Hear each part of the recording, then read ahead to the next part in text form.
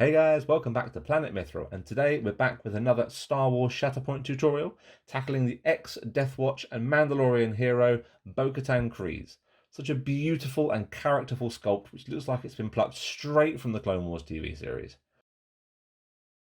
Bo also has the honour of being the very first Mandalorian featured on the channel, and we could not be more excited to get this model painted. Well, enough of me jabbering, get your brushes ready guys, and let's get painting.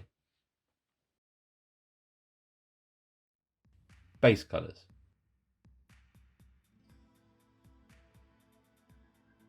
We're going to paint from the inner areas outwards to make our life a bit easier for this model. To start with, we're going to apply a base coat mix of graphene grey and black to all the undercloth, gloves and boots.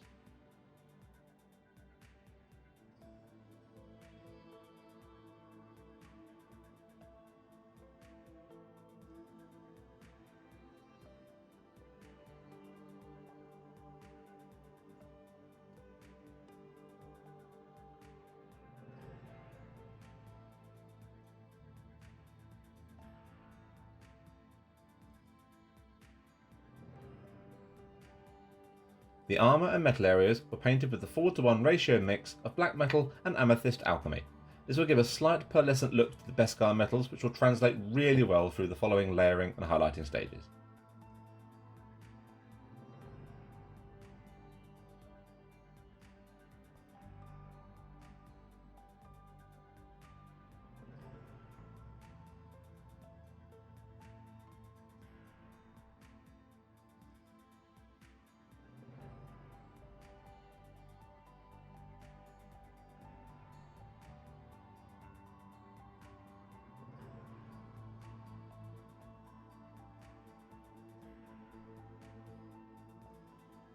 The rest of the armour, the helmets, gauntlets, neck brace and knee pads were base coated with a 4:1 ratio mix of Mediterranean blue and Arianerod blue. This will give the lovely blue hue which is synonymous with the Deathwatch armour style. We recommend having a reference picture of Bo up as well, just so you know where these blue areas are supposed to be.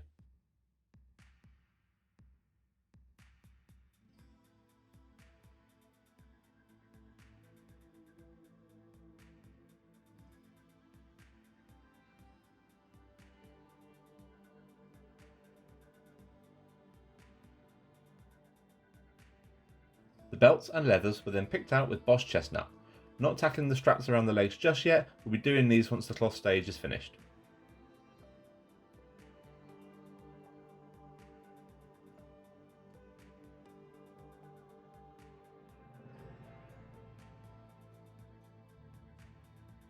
The Jetpack Plume was then painted with brown grey, applied in a few thin down coats to get a smooth finish across the textured surface.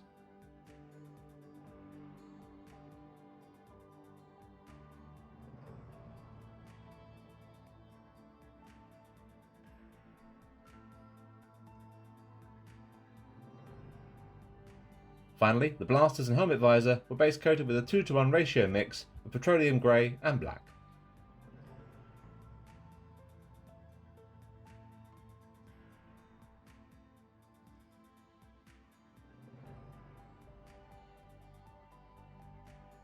Black cloth.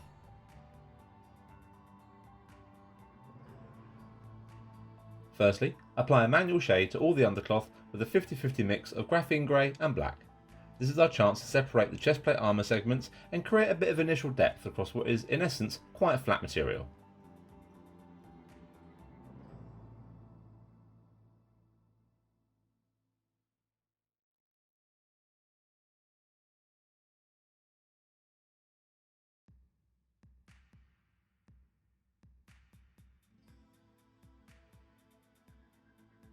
Then, start adding nacre to the previous base coat mix and apply this as an initial layer all over the cloth, leaving the manual shade showing in the deepest recesses.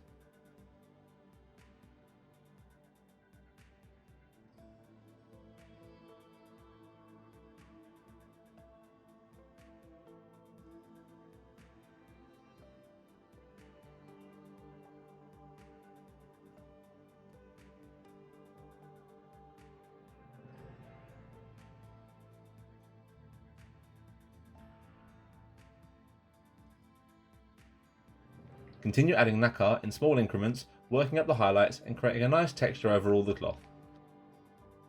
By the time you reach your final layering stage, your mix should be an approximate 1:1 ratio split between the nacre and the base coat mix.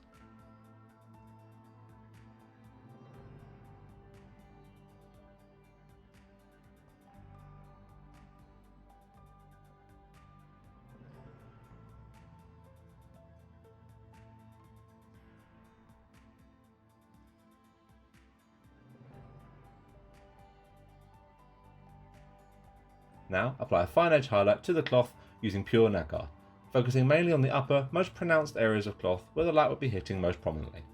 Don't overdo this stage, as the jump from the last layer stage to this highlight is quite stark, so overworking and applying too much nacre will give an unrealistic Tron-like look to the cloth.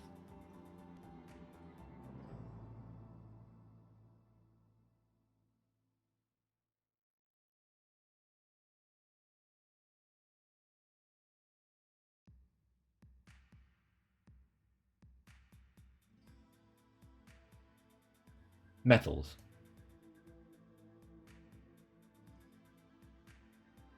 The metals were given a thorough wash with thinned down Nuln oil, being careful to avoid any pooling and ruining the slight pearlescence from the amethyst in the base coat mix.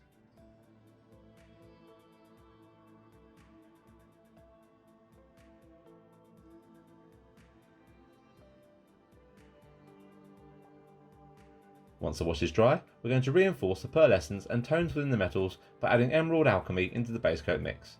This will raise the hue enough to be a highlight and tie in really well with the subtle purple hues already in place.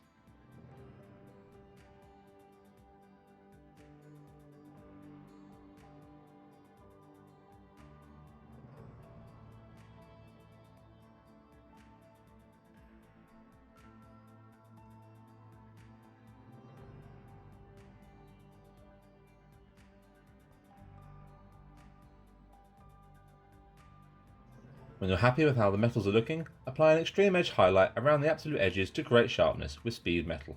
Keep your highlights as thin as possible for the best results here.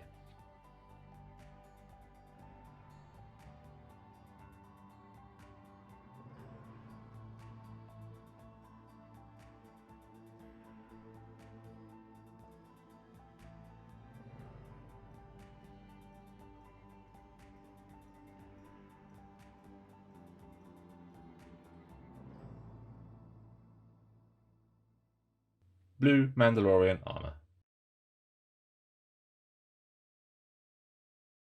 We then went back and painted in the centre of the shin pads with the blue base coat mix.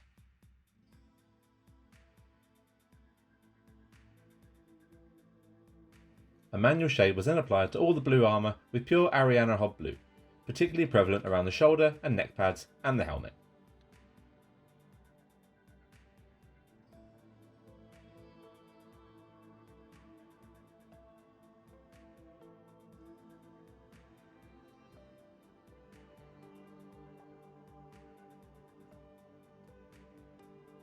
Start layering out the blue plating now using pure Mediterranean blue, leaving the manual shade showing in the recesses to try and create shadow and texture across the Deathwatch armour.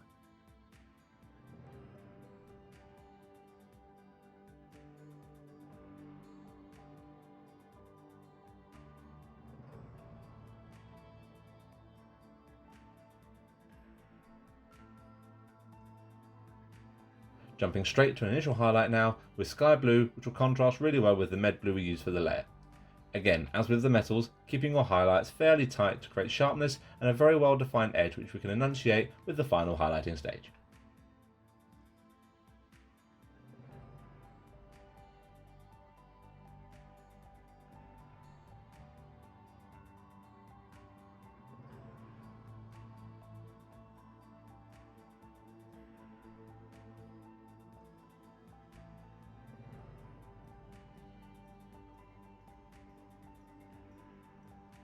A final dot and extreme edge highlight was applied with a 2:1 ratio mix of sky blue and white, applying this as a dot highlight to all the corners of the armour and an extreme edge highlight across the helmet and larger surface areas.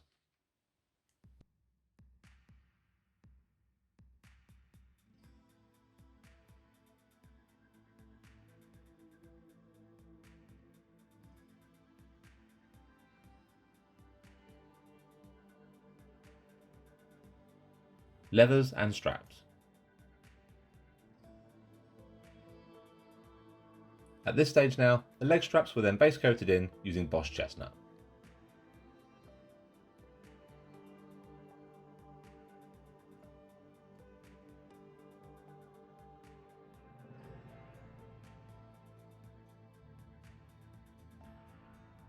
A 2:1 ratio mix of Bosch Chestnut and Arbuckle's Brown was applied as a manual shade to the pouches and the centre of all the leather straps.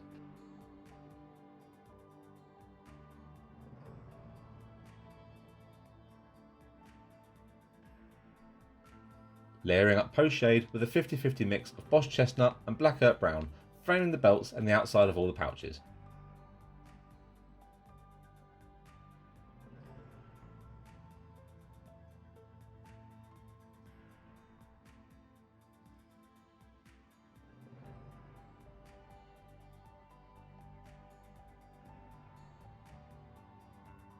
Working our way up to an initial highlight stage using pure Black Earth Brown.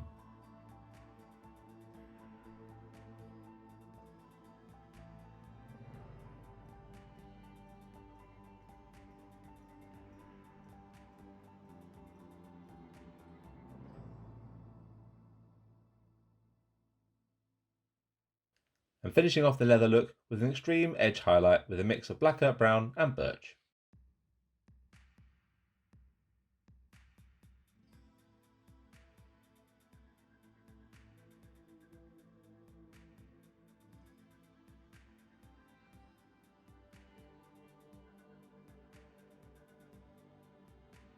Blasters and Visor. The blasters and visor were shaded with a 50-50 mix of petroleum grey and black.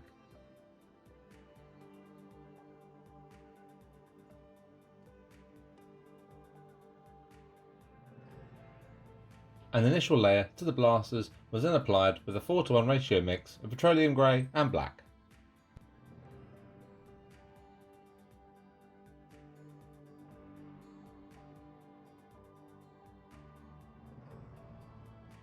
The frame of the blasters was then reinforced with a layer stage of pure petroleum grey.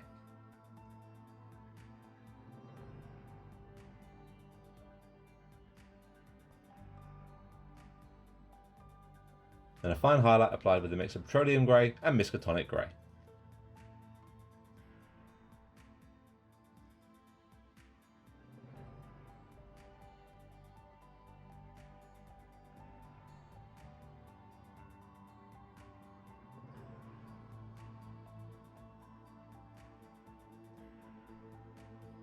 Nite Owl Detailing. The surface of the Nite Owl decal was painted in with a few thin down coats of rainy grey, leaving the blue base coat showing within the sculpted design.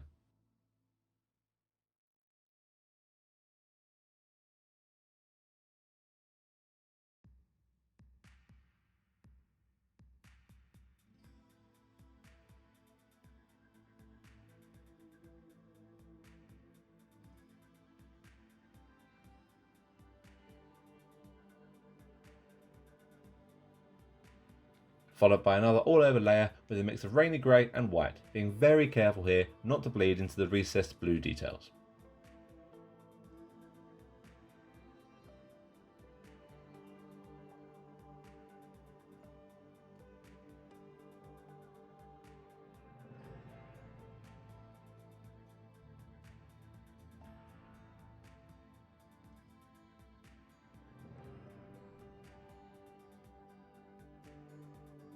Finally, an extreme edge highlight of pure white was applied around the edges and to frame all the individual details.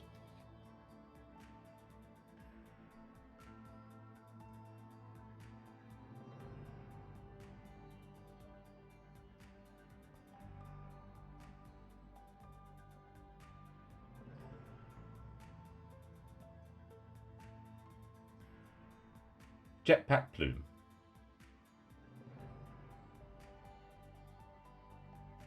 The plumes were then given a wash with some thoroughly diluted petroleum grey, allowing this to sink into all the recesses, the quickest and easiest way for us to create an authentic shadow within the smoke itself.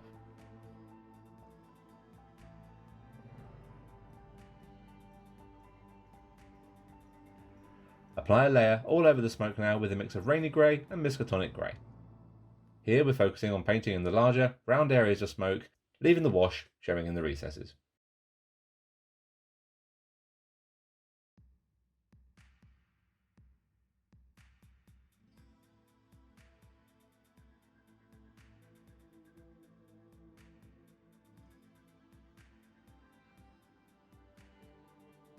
Pushing this further with another layer which included more Miskatonic Grey in the mix.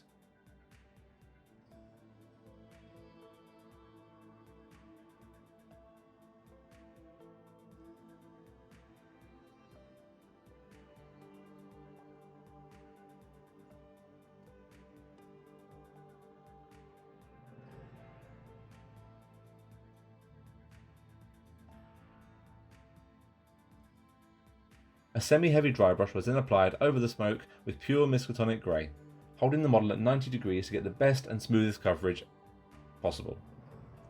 Being very careful here not to let the model snap off the base. We can't stress how important that is at this stage, or in fact at any stage.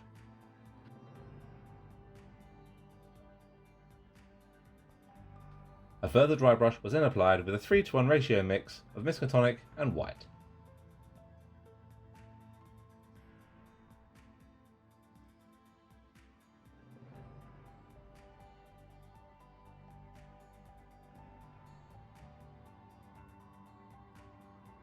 Followed by a final super light dry brush, increasing the amount of white to an approximate 50-50 split.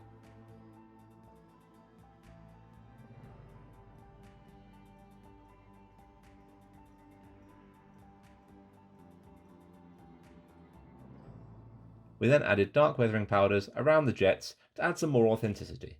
You can add yellow, orange and red inks here if you want a more fire-based effect.